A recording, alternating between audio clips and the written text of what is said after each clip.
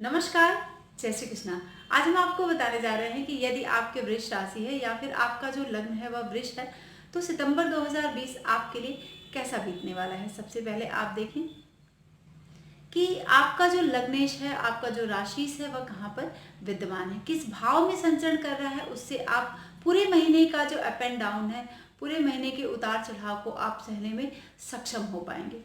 ठीक है, तो आपको जानना है कि यदि आपकी राशि वृष है या फिर लग्न वृष है तो सबसे शुभ ग्रह कौन से होते हैं।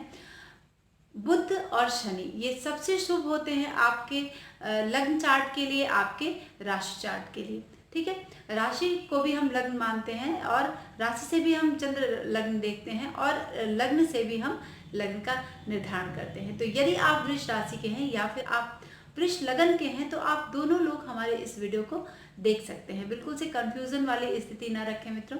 और आप दोनों हमारे इस वीडियो में देख सकते हैं कि सितंबर महीने में किस तरह से ग्रहों की स्थिति आपको प्रभावित कर रही है संचरण से। ठीक है, तो सबसे पहले आपको जानना है कि यदि चंद्रमा आपके 2 नंबर में विद्यमान है, आपके जन्म पत्री में किसी भी भाव में 2 नंबर में विद्यमान है तो आपकी जो राशि है वह वृष है। यदि आपके लग्न में 2 नंबर यहाँ पर विद्यमान है तो आपका जो लग्न है वह वृष है। वृष लग्न का जो स्वामी होता है वह शुक्र होता है। यदि आपके प्रथम भाव में वृष लग्न का उदय हो रहा है या फिर चंद्र राशि आपकी वृष है तो ऐसे जो जातक होते हैं वो बहुत दिनों तक कष्ट को सहते हैं, अपने ऊपर सहते जाते हैं और त्याग की भावना उनके अंदर सबसे ज़्यादा होती है। बहुत सभी लोगों को वो क्षमा कर देते हैं जो भी उनके साथ अत्याचार करते हैं, अन्याय करते हैं या फिर उनके लिए बुरी दृष्टि रखते हैं। तो ऐसे लोग जो होते हैं, जो वृष राशि के जातक हैं, वह ऐसे लोगों को क्षमा कर देते हैं। ठीक है, जीवन के भागों को 3 भाग में बांट देना सबसे उत्तम होता है। उनका जो अंतिम 2 भाग होते हैं, प्रथम भाग जो है वो बहुत ही पीड़ादायी और कष्टदायी होता है, लेकिन अंतिम जो भाग होता है वो सुखदायी और सफलतादायी बीतता है। तो चलिए आपको बताते हैं कि आपका जो लग्नेश है, चंद्र राशि से यानी शुक्र कहाँ पर किस भाव में संचरण कर रहा है, किस स्थिति में वह विद्यमान है। तो आपको देखना है यहाँ पर कि आपके चंद्र राशि का स्वामी और आपके लग्न का जो स्वामी शुक्र है वह 1 सितंबर से कर्क राशि में संचरण करेगा और 1:02 पर कर्क राशि में प्रवेश करेगा। तो तृतीय भाव पराक्रम का भाव है, अपने द्वितीय से द्वितीय भाव है वह धन भी हम उसको देखते हैं और सुख के परिप्रेक्ष्य में भी हम उसको लेते हैं। तो यदि तृतीय भाव में राशि से अगर संचरण कर रहा है तो आपको धन की स्थिति काफ़ी अच्छी रहेगी सितंबर माह में और सुख भी आपको काफ़ी प्रदान करने वाला है। लेकिन यदि आपका लग्न वृष है तो यहाँ पर आपको स्त्री, चूंकि अब इस लग्न और इस राशि के लिए ये शुभ है क्योंकि लग्नेश है आपका, तो यहाँ पर स्त्री से संबंधित सुख शुक्र आपको प्रदान करेगा। ठीक है, सुखदायी स्थिति शुक्र यहाँ पर तृतीय भाव में बैठकर चंद्र की राशि में बैठकर वह प्रदान करेगा। यानी ये शुक्र के अब बुध की स्थिति आपके लिए वृष राशि और वृष लगन वाले जो भी जातक हैं, बुध की स्थिति सितंबर 2020 में आपको किस तरह से प्रभावित करने वाली है संचरण से। बुध आपके द्वितीय भाव का स्वामी है और आपके यहाँ पर पंचम भाव का स्वामी है। पंचम भाव का स्वामी और द्वितीय भाव का स्वामी 2 सितंबर से लेकर 22 सितंबर तक आपके पंचम भाव में संचरण करेगा, यानी कन्या राशि में वह संचरण करेगा। तो इस जो ये स्थिति बन रही है ये थोड़ी सी आपको पीड़ा प्रदान करेगी। आपके स्त्री और पुत्रों से आपका मनमुटाव हो सकता है, कुछ झगड़े जैसी स्थिति आपकी यहाँ पर बन सकती है। लेकिन 22 तारीख के बाद से जब बुध तुला राशि में प्रवेश करेगा और तुला राशि आपके छठे भाव में आती है तो छठे भाव में बैठकर, चाहे वह चंद्र राशि से हो या फिर आपके लग्न चार्ट से हो, छठे भाव में बैठकर वह जितना भी कुछ आपको ये प्रॉब्लम क्रिएट कर रहा था बुध पंचम भाव में, चाहे आप विद्या के क्षेत्र में हैं, विद्यार्थी हैं, परीक्षार्थी हैं या फिर किसी व्यवसाय को करते हैं या फिर नौकरी पेशा व्यक्ति हैं, तो आपको ये जो कष्ट यहाँ पर बुध प्रदान कर रहा था, छठे भाव में बैठकर वह आपको आपके कार्यों से संबंधित उन्नति प्रदान करेगा, आपको विजय प्रदान करेगा और उस समय आपको ऐसा लगेगा कि सच में मेरा जो भाग्य है वह साथ दे रहा है। आप अपने आप को सौभाग्यशाली महसूस करेंगे इन 22 से लेकर मंथ के लास्ट तक सितंबर में। अब आपको देखना है कि आपके चतुर्थ भाव का जो स्वामी है वह सूर्य है और 2 भाव में सूर्य एक महीने में संचरण करता है तो 16 तारीख तक वह सिंह राशि में रहेगा।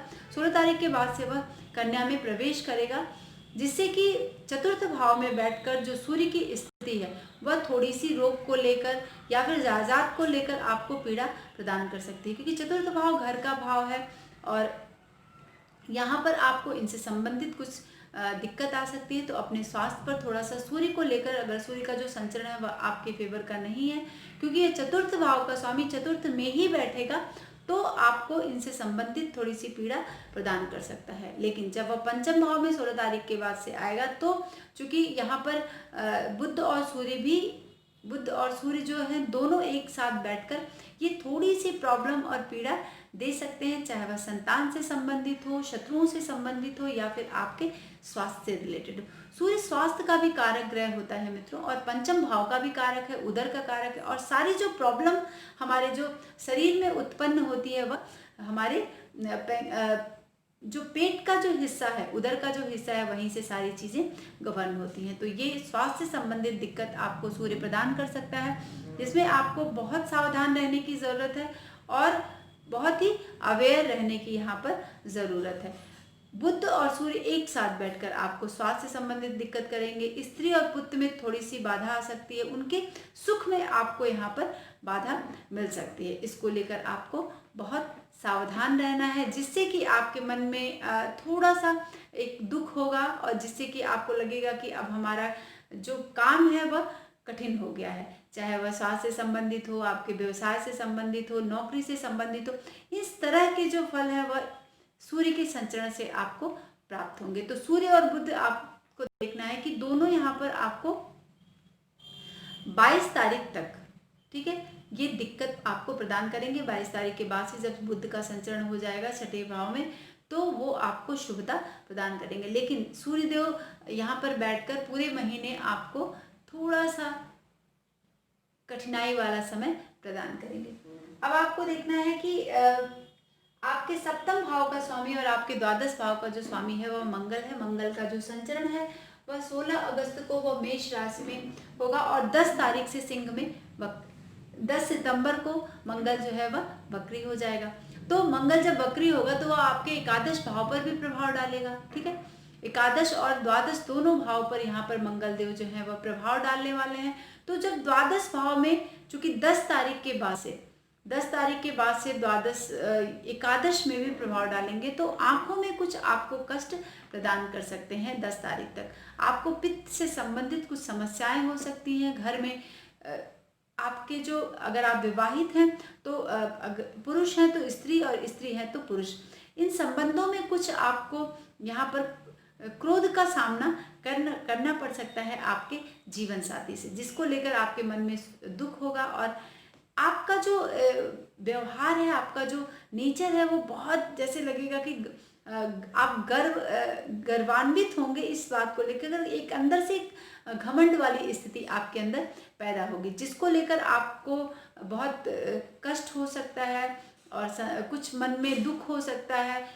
तो बिल्कुल घमंड जैसी स्थिति ना रखें, चाहे वो आपके अधिकारी से हो, आपके आस पड़ोस से हो, आपके अपने रिश्तेदारों से हो या फिर आपके पति पत्नी के बीच में, इस तरह की कंडीशन बिल्कुल ना रखें। 11वें भाव में जब 10 तारीख के बाद से कुछ अधिकार की भी प्राप्ति यहाँ पर मंगल करा सकता है, क्योंकि वह आपके दसम से दसम सप्तम भाव का भी स्वामी है और यहाँ पर केतु देव भी संचरण करेंगे। तो सप्तम भाव में केतु और सप्तमेश जो है वह आपके द्वादश और एकादश भाव का फल प्रदान करेगा। तो जो इंतजार आपको है वह मंगल 10 तारीख के बाद से आपको प्रदान करेगा, यानी आपको आपके कार्यों में सफलता देगा, विजय देगा और कुछ ऐसे अधिकार की प्राप्ति होगी जिससे कि आपका जो मन है वह प्रसन्न होगा। तो वृष राशि वाले जातकों के लिए ये जो महीना है वह सूर्य बुध और मंगल के लिए जो ये गोचर हो रहा है वह इस तरह से आपको प्रभावित करेगा। इसमें सबसे ज़्यादा पॉजिटिव 22 तारीख के बाद से और मंगल जो है वह 10 तारीख के बाद से आपको पॉजिटिव रिजल्ट देगा।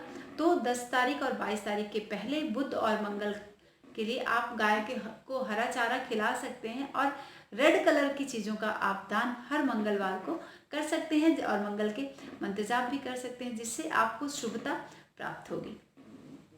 अब आपको देखना है कि एक बड़े ग्रह का संचरण हो रहा है, ठीक है। सितंबर में 23 सितंबर को, वैसे तो 19 तारीख से ही राहु का जो प्रभाव आपको आपकी राशि पर दिखने लगेगा, लेकिन 23 तारीख के बाद से पूर्ण रूपेण राहु लग्न में विद्यमान होगा और आपके केतु जो है वह सप्तम भाव में विद्यमान होंगे। तो यदि आपकी राशि वृष है या फिर आपका लग्न वृष है, तो जो राहु का जो संचरण है वह लग्न में बैठकर आपके स्वास्थ्य में थोड़ा सा इफेक्ट कर सकता है, क्योंकि वृष राशि में संचरण हो रहा है और वो भी मृगशिरा नक्षत्र में हो रहा है, जिसका स्वामी मंगल है और जो नक्षत्र के देवता है वह चंद्रमा है। तो चंद्रमा और मंगल का जो प्रभाव है वह शुक्र के साथ आपको प्रभावित करेगा, यानी आपके लग्नेश और राशि के साथ आपको प्रभावित करेगा, जिससे कि आपके स्वास्थ्य में थोड़ी सी दिक्कत आ सकती है।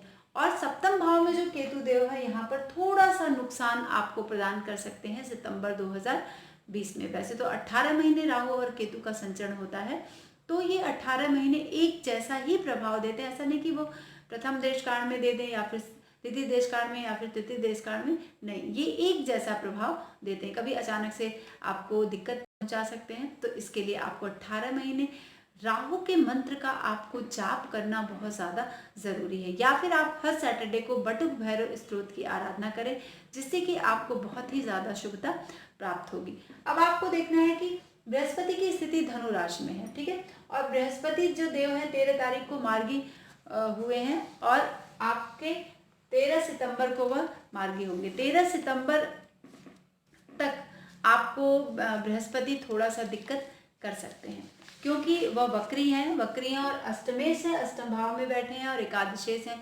एकादश भाव जो है आपके लाभ का भाव है, लेकिन छठे से छठा भाव भी एकादश भाव ये लाभ का जो भाव है, इसमें आप कुछ दिक्कतें प्रदान कर सकता है। अष्टम भाव में बैठकर जो बृहस्पति की स्थिति है वह आपके धन हानि करा सकता है। अचानक से आपको कुछ ऐसा कभी लगेगा, चाहे आपके पैतृक संपत्ति हो या फिर आपके संबंधों को लेकर हो, उसमें आपको थोड़ी सी भाग्य आपका साथ नहीं देगा, जिससे कि आपको शारीरिक कष्ट का अनुभव होगा। और यात्रा में भी अगर आप यात्रा करते हैं तो उस दौरान आपको दिक्कत हो सकती है।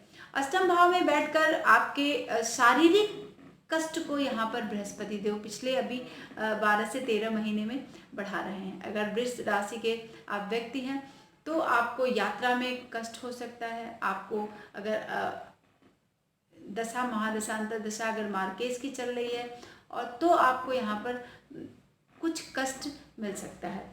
बंधन जैसी स्थिति आपको रहेगी कि घर में, बिल्कुल घर में भी अगर आप हैं तो बंधन जैसी स्थिति आपकी यहाँ पर बन सकती है। तो यहाँ पर आपको बृहस्पति को लेकर थोड़ा सावधान रहना। वैसे तो बृहस्पति सितंबर में अपना 13 तारीख को मार्गी हो जाएंगे और नवंबर तक ही, 20 नवंबर तक ही यहाँ पर अष्टम भाव में संचरण करेंगे। तब तक आपको बहुत कूल एंड काम, बहुत तरीके से और बहुत धैर्य से आपको ये समय अपना बिताना होगा, क्योंकि शुक्र आपको यहाँ पर लाभ प्रदान कर, आपका लग्नेश बहुत पॉजिटिव है। सितंबर के महीने में आपके लिए मंगल भी 10 तारीख के बाद से अधिकार देंगे, लाभ की स्थिति बनाएंगे, लेकिन 22 तारीख तक आपको थोड़ा सावधान रहना है बुध को लेकर। वैसे सूर्यदेव आपके लिए यहाँ पर बहुत पॉजिटिव नहीं कर रहे हैं। बृहस्पति एक शुभ ग्रह होता है और शुभ ग्रह होने की वजह से अगर वह अष्टम भाव में संचरण कर रहा है 12 से 13 महीने में और अभी वक्री है, तो वह अष्टम आपके सप्तम भाव के भी प्रभाव को देगा, तो आपको प्रेम संबंधों में इन्वॉल्व करेगा। ठीक है, तो ये जो अभी वक्री है, मई से वक्री है और सितंबर 13 तक वक्री रहेगा, तो प्रेम संबंधों में आपका इन्वॉल्वमेंट बढ़ जाएगा। विवाह से संबंधित बात यहाँ पर चल सकती है, साझेदारी का काम आप कर सकते हैं। ठीक है, कचहरी के कामों में आपको थोड़ा सा उलझा सकता है बृहस्पति। यात्रा के लिए बहुत ही अनुकूल होता है और न्याय से संबंधित या फिर अच्छे उद्देश्य के लिए अगर आप कोई काम कर रहे हैं तो उसमें सफलता बृहस्पति देव आपको प्रदान करेंगे। अब जन्म कुंडली में यदि बृहस्पति भी आपके अष्टम भाव में ही विद्यमान है तो आपको गुप्त ज्ञान कराएगा और अध्यात्म की तरफ आप अग्रसर होंगे, जिससे कि, और हाँ, क्योंकि ये अष्टम भाव जो है ये पैतृक संपत्ति का भाव है ना, अचानक से मिलने वाला जो धन है वो है बृहस्पति, तो यहाँ पर अचानक से अकस्मात कुछ विरासत में आपको लाभ मिल सकता है। ठीक है, और इसमें इसका योग जो है बहुत ही अच्छा चल रहा है अभी सितंबर 2020 में, जिससे कि वह आपको एक अधिकार आपको वो मंगल भी 10 के बाद दिलाएगा, तो हो सकता है 10 तारीख के बाद से बृहस्पति देव यहाँ पर आपको कुछ अधिकार से नवाजें। सत्पुरुषों के संघर्ष सत्संग से आपको जोड़ेगा। हो सकता है कुछ अच्छे लोग से आपका संबंध बने। आप भविष्य के ज्ञान के जानने के लिए आप बहुत अग्रसर रहेंगे, और ये संकेत बृहस्पति देव यहाँ पर आपको अष्टम भाव में बैठकर प्रदान करें। तो ये बृहस्पति की स्थिति इस पक्ष के लिए काफ़ी अच्छी है, लेकिन और पक्ष के लिए अष्टम भाव में, क्योंकि ये शुभ ग्रह है तो शुभता भी प्रदान करता है, लेकिन शारीरिक कष्ट आपको यहाँ पर बृहस्पति देव प्रदान कर रहे हैं, और नवंबर तक आपको यहाँ पर पीड़ा प्रदान करेंगे। नवंबर के बाद वह आपके नवम भाव में चले जाएंगे, तो आपको धर्म से संबंधित चीज़ों में रुचि बढ़ाएंगे। फिर आप देखिए कि शनि की स्थिति आपके भाग्य स्थान में है और आपका भाग्येश ही है, और मकर राशि में यह संचरण कर रहा है और अभी वक्री भी है। शनि मकर राशि में 29 सितंबर को फिर मार्गी होंगे, यानी 29 सितंबर तक शनि का जो प्रभाव है आपको यहाँ पर देखने के लिए मिल रहा है। तो वक्री शनि का प्रभाव आपको यहाँ पर देखने के लिए मिल रहा है। तो इस काल में आपको हृदय रोग का कष्ट आपको शनिदेव प्रदान कर सकते हैं, ठीक है। और अष्टम में जो शनि का जो नवम भाव में जो गोचर है, उसमें आपकी शत्रुता लोगों से बढ़ सकती है, ये बढ़ा सकता है शनि।